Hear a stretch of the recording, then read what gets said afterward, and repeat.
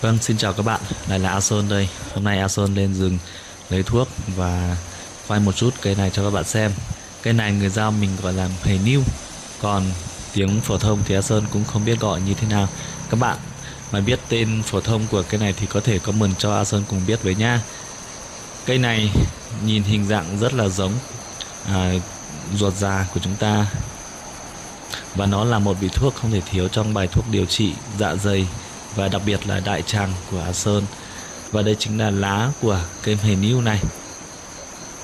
Cây này thì có khá là nhiều công dụng, không chỉ riêng vấn đề đại tràng mà cây này A Sơn còn kết hợp để chữa bệnh xương khớp, đặc biệt là thoái hóa đốt sống cổ, đốt sống lưng và đau thần kinh tọa rất là tốt.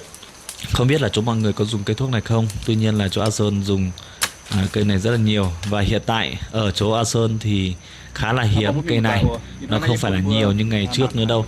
Và ở vùng nào mà có người Dao sinh sống thì hầu hết là những cây thuốc quý hiếm thì đã dần đi vào tuyệt chủng mất rồi. Và bây giờ A Sơn sẽ chặt cây này, nó cho nước rất là nhiều.